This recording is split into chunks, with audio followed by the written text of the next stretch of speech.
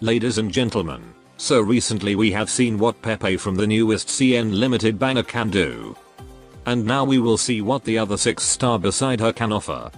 The standard 6-star beside Pepe is Narantuya, our second loop shooter after Caper.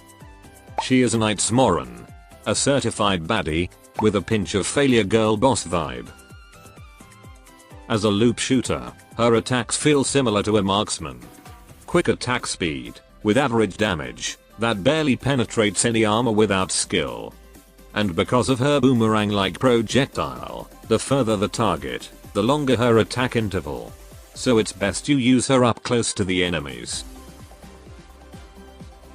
Now here is her talent. Talent 1 allows her to steal some stats, making enemies' attack and defense weaker, and at the same time makes her own stronger, permanently.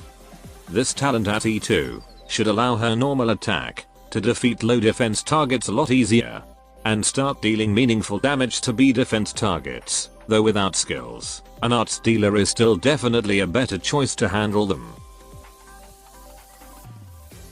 Her upgraded defense also makes her tankier than most ranged units, but overall still squishy, and not a reliable bait unit like Phalanx. However, her talent 2 might change that, because this talent will give her a permanent physical and arts dodge chance, as well as decreasing enemies' accuracy around her. That not only benefits her, but also surrounding operators. But the main word here is luck, because the RNG might not always be in your favor. And if you're going to use her as a bait, it is still advised you partner her with a healer, and watch out for long-ranged enemies that can attack her outside of her accuracy debuff radius. Now let's see her skills. Naran got a pretty amazing E1 skills. The first skill will allow her to switch between normal state and a state where she will always deal critical damage, and her blades now bounce between targets, just like what Chaincaster does, with a single minimal downside, and that is her front range will be reduced by 1 tile. Overall an excellent early and AFK skill. As for skill 2, her damage will multiply and slow the enemies, and after hitting the initial target, her blades will now deal damage to all enemies it passes through while returning. For a second skill, it's a great physical damage dealer and crowd handler, especially when the enemies are grouped together. The only downside of this skill is this being an offensive recovery, but considering the cost, her long range and quick attack speed, it won't take long for her to charge up this skill.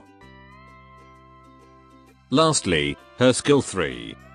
She will now throw 3 blades every time she attacks, each with a damage multiplier. And when all of them return, she will deal damage again to 3 enemies around her, also slowing them for a second. With that in mind, you want to make sure your targets are near her, so that she can hit and slow them again and again, in a short interval. The DPS is great to take out medium to high defense targets, and handle incoming crowds. The nature of this skill also makes it perfect to be buffed, so if you find a tanky enemy that she is struggling with, a single attack buff might do the trick. This skill SP cost is also relatively cheap, and with the help of SP support like Telopsis, you can use this skill multiple times in a short interval.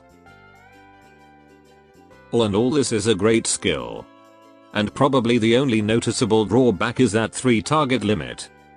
So if you use her in a huge wave like this, she can't clear the crowds as fast as other operators we have seen so far.